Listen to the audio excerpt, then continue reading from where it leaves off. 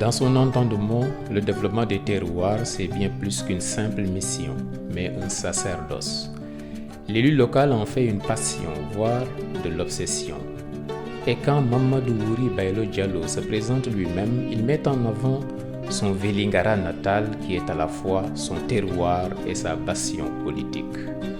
Aujourd'hui, l'homme est le président de l'UAL, l'Union des élus locaux du Sénégal. Mamadou Wuri Baylo Diallo se distingue de par son sourire facile. Ses proches nous confient qu'il est aussi sincère ce sourire et que l'homme se distingue également de par sa générosité et sa simplicité. Malgré la chaleur, des fois excessive dans la région de Kolda, qu'est-ce qui explique, M. Diallo, le teint clair de ces populations?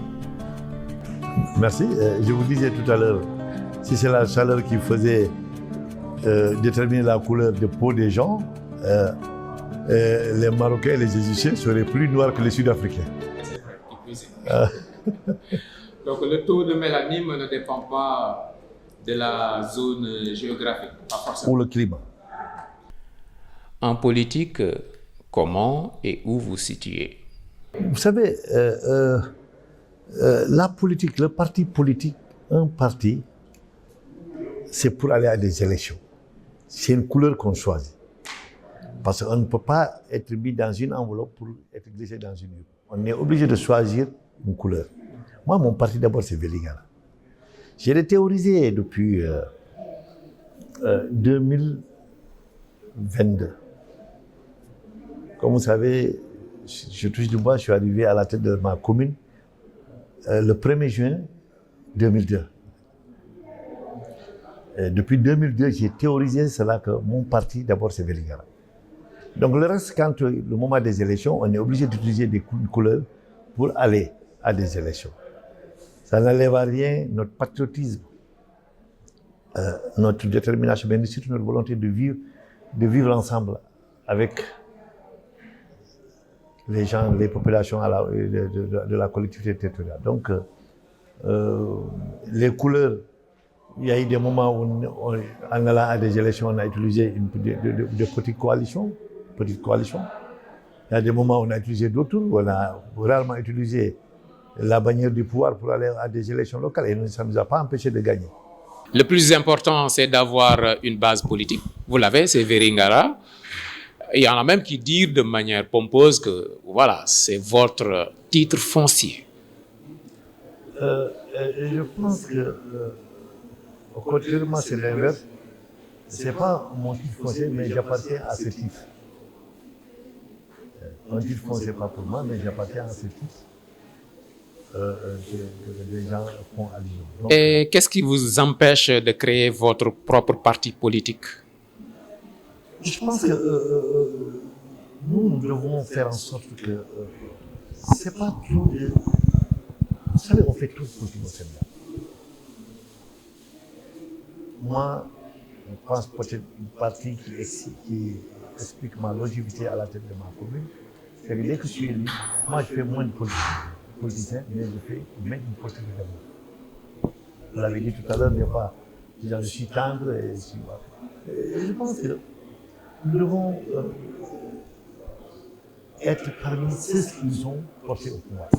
Nous devons nous mélanger, nous devons nous distribuer au sein de cette population, comprendre leurs besoins, être à leur service, surtout se battre pour la transformation de notre pays. Justement, cette empathie pour l'autre, ce don de pouvoir être à son niveau, de vous mêler de la population à la base, ça vous vient d'où? C'est l'éducation à la base, au niveau de la famille, ou c'est une formation? Bon, je peux dire que c'est une éducation, parce que je suis issu d'une grande famille. Il y a le respect de l'aîné, il y a aussi la résilience. On sait aujourd'hui, quand on est face à ses aînés ou à d'autres, c'est de pouvoir respecter et les adultes et les plus petits. Ça n'enlève à rien ce qu'on est. Mais ce que nous devons privilégier, moi, c'est être correct, être discipliné, respecter la personne, aimer la personne. Tu sais, si Dieu C'est Dieu qui avait voulu que je sois là. C'est Dieu qui avait voulu que je parle devant votre caméra. Mais Dieu a passé par vous. Dieu a passé par vous. Donc, quand chaque personne, il y a Dieu avec toutes les personnes. Chaque personne est avec Dieu. Cette dose de spiritualité, cette empathie, ça ne se voit pas à l'œil nu. Au premier contact, vous aimez bien vous mettre à quatre épingles, bien sapé, voilà. Et il y en a l'image, par rapport à l'image, d'aucuns peuvent vous voir comme un vantard, disons, pour être péjoratif. Moi, je pense que ce serait, je pense que il faut, je ne pense pas que les gens me voient comme un vantard parce que j'ai eu la chance quand même,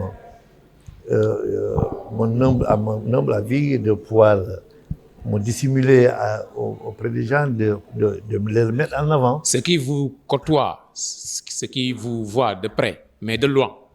De loin aussi, c'est la même. Parce qu'aujourd'hui, vous m'avez vu en costume, et ça fait longtemps que je n'ai pas porté le costume. Hier, j'étais en pantalon, casquette voilà, et une t-shirt. Voilà, donc ça dépend aussi des moments et des journées qui, quand même, parce qu'aujourd'hui, nous sommes à une ouverture du 6e FIDEPA où il y a quand même il y a 38 pays qui sont là présents. Donc, l'habit ne fait pas le moine, c'est pas ça. Donc, on se met, on essaie d'être correct pour garder cette image parce que vu de ce que nous incarnons, c'est les gens qu'on représente. Et nous voulons, quand on s'assoit au niveau de ces gens, bon, que les gens voilà, voient quand même ce que nous incarnons et surtout des personnes humbles mais aussi correctes et respectueuses. Vraiment d'elle-même et de son compagnon, de son habillement, mais aussi l'image que nous véhiculons à travers, auprès de nos collègues et les autres, pour dire qu'effectivement, quand on le voit, on sait que voilà, il fait en sorte d'incarner vraiment ce qu'il est, les responsabilités de ce qu'il exerce. Et la ruralité, Wuri Baylo Diallo, votre lien avec la ruralité? Je suis un produit du rural. Je suis un produit plutôt rural, donc. Mais plutôt aujourd'hui, pour la plupart du temps, dans les bureaux à Dakar. Oui, mais est-ce que vous gardez ce link avec la ruralité? Vous savez, on dit en wolof, fu neex amul fi nga tam rek mo am. Lekk bu neexul lekk bi nga tam rek mo am. Ci tam rek bi nga tam. Quelqu'un peut être à Paris dans un restaurant de luxe et prendre du foie gras. Moi, je suis bien avec le nielin, avec le bissap local. Avec ça, je mange à ma faim.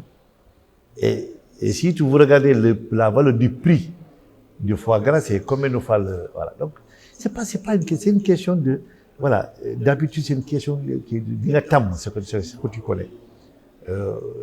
Donc, cette dualité, je l'incarne.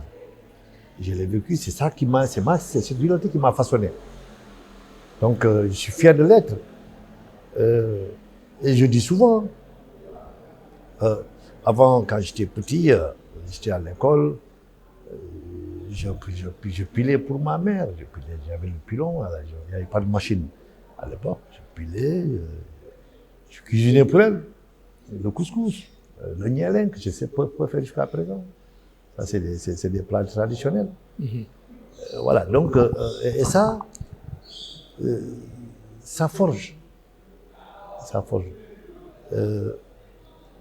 Maintenant, il y a eu des moments, quand je pense à cette époque, et que le jour que j'ai été fait chevalier de l'ordre de mérite de la France par le président français, et quand j'étais à l'Élysée, vous voyez ce décalage entre quelqu'un qui était là, un enfant qui était là, qui allait à l'occupilé, qui faisait pendant les vacances, aller dans les champs ou bien sûr aller au troupeau, et un jour être de l'autre côté, avec tout ce que ça apporte, cette grande différence.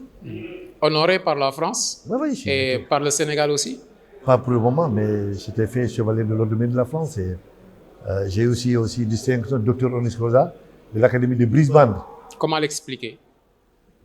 Le moment n'est pas venu pour le Sénégal, pour le faire. Et qu'est-ce qui a motivé ces distinctions du côté de la Je France? pense que ça appartient à ceux qui ont jugé nécessaire m'ont choisi. Par exemple, quand vous prenez l'Académie de Brisbane, j'ai été fait docteur honoris causa.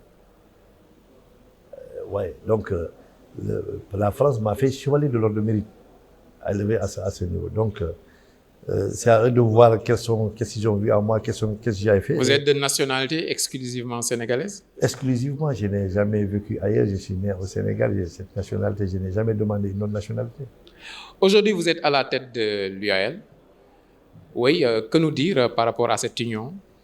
Vous savez, l'Union des associations des élus locaux du Sénégal comprend les élus, de façon générale, les élus au niveau des territoires. Cette association qui, quand même, a vu le jour en 1983. Et c'est l'occasion pour moi de rendre hommage à Alelo, qui quand même est le précurseur de la mise en place vraiment de cette association, que je rends hommage. Et j'ouvre une parenthèse aussi pour rendre hommage à Diop le maire. Quand on parle de Diop le maire, c'est Dakar le maire, Dakar Mamadou Diop à l'époque. Donc ce sont des grands hommes qui ont quand même incarné, représenté dignement les élus, non seulement au Sénégal, mais aussi à travers le monde, porté non seulement le flambeau du Sénégal, mais aussi de l'Afrique. De grands noms, oui, quand on parle d'élus au Sénégal, Voilà. de mairie, Donc, de municipalité. Ouais.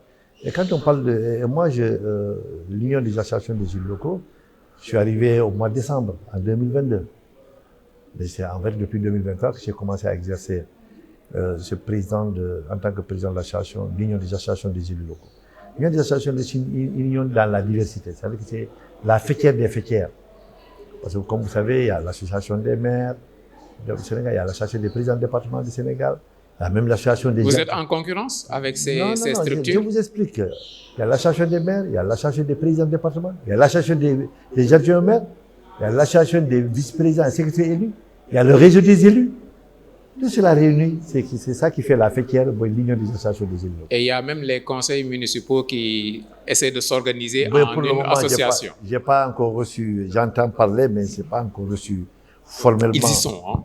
Formellement. Ils m'ont écrit un courrier pour me demander une audience, mais j'ai pas encore. Ça en fait pas trop d'associations dans le même secteur? Il y a la liberté d'association, elle est garantie par la Constitution, par la loi. Donc, j'ai reçu leur courrier, mais je ne l'ai pas encore reçu.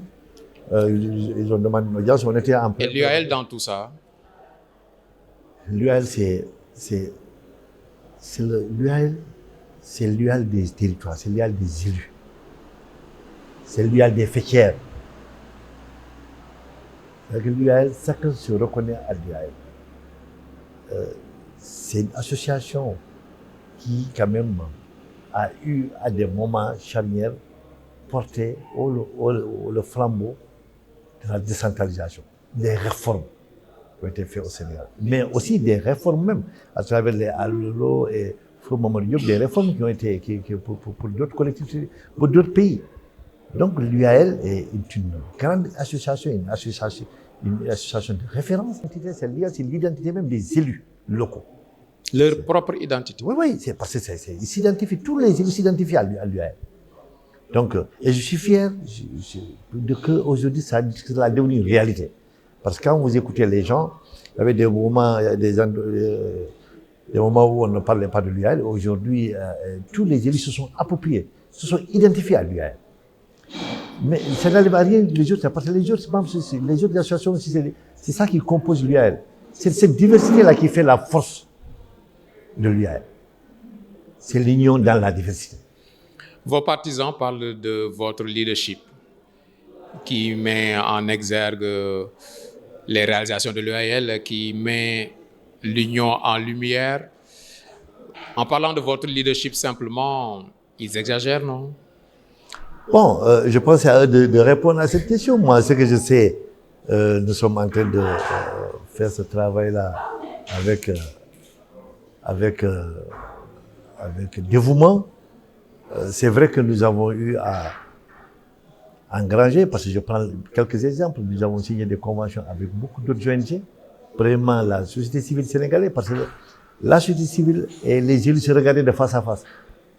Mais l'UAL a fait en sorte que nous avons signé une convention avec les 31 organisations de la société civile sénégalaise, 300-400. Et cette convention nous a permis de faire le tour des 14 régions du Sénégal. Nous et la société civile, 14 CRD ont été organisés dans les régions. C'est un acquis. Et nous avons avec des conventions avec SAES, nous avons une convention avec le ministère de la Santé, le ministère de l'Éducation nationale. Je peux vous citer ici beaucoup d'autres organisations qui sont là, la société nous avons des conventions. Oui, de très bons rapports avec les élus locaux, avec la société civile, mais surtout avec l'administration, l'actuelle administration. Vos rapports avec les nouvelles autorités? Les rapports sont naturels. Naturels. Naturels, parce que les rapports sont naturels, nous sommes des élus. Il y a tout, vous voyez, quel est le rapport aujourd'hui qui a changé entre un préfet et un maire, ou entre un maire ou un sous-préfet? Ça continue. C'est le rapport naturel. Donc, aussi avec le gouvernement, c'est la même chose. C'est vraiment des rapports naturels. Et je reviens pour dire que nous avons aussi signé une convention avec l'Association des élus de France, qui est une première. Une convention pour 10 ans. Nous avons signé une convention avec l'Institut diplomatique international au nom des Italiens, où on parle même de l'immigration régulière. Nous avons été reçus aussi, fait une tournée avec les 947 municipalités catalanes en Espagne, où nous sommes en train de préparer aussi des conventions. Il y a eu beaucoup de choses qui ont été faites. En France, c'est du 1er au 5 avril, ils ont invité, on a fait une tournée officielle, une tournée officielle. Ils ont sanctionné avec cette convention qui est une première entre les élus sénégalais et français, qui quand même a fait tâche d'huile avec les Italiens, et prochainement nous souhaiterons aussi le faire avec les Canadiens. Mamadou Wuri Baylo Diallo. Merci. Vous avez Baylo entre Wuri et Diallo, mais quasiment tous les Wuri que je connaisse sont des Diallo. Ça s'explique comment? Vous savez, moi, peut-être je vais vous apporter une confidence. Moi, ma mère, chaque fois quand elle voulait avoir des enfants, voilà, c'était pas possible. Ces enfants-là trépassés, bon, c'est des fausses couches. Et elle allait se confier aux forgerons. Si nous, les Peuls, en Casamance, à Vélingara, les forgerons, c'est les baïlos. En pulaar, forgeron, le forgeron l'appelle baïlo. Wayloube. C'est-à-dire que c'est un tëggkat, le mot baïlo. Quand elle m'a mis au monde, mon père, comme il avait confié à ces gens, le vieux il s'appelle Wuri Baylo. Wuri Baylo. Parce que c'est un nom, vous savez, entre nous les Peuls, il y a les noms, les consorts, c'est des choses qui existent. Wuri Baylo. Après, mon père a dit, oui, j'accepte bien qu'on peut aller confier, mais je mets Mamadou, le nom du prophète. C'est ça qui a amené le Mamadou Wuri Baylo. Donc sinon, ça allait être seulement Wuri Baylo, parce que le vieux s'appelait Wuri. Et le jour où je suis né, le chef de canton à l'époque était chez mon père. Je devrais porter son nom, mais comme ma mère était déjà confiée à ses forgerons, ce n'était pas possible. Donc c'est voilà un peu une histoire. Donc finalement, vous êtes le fils inespéré de la maman. Voilà. Donc, et l'homonyme du prophète de l'islam en même temps. Par la volonté de mon père. C'est le syncrétisme religieux dans le sud du pays. Merci. Merci, cher. Merci beaucoup.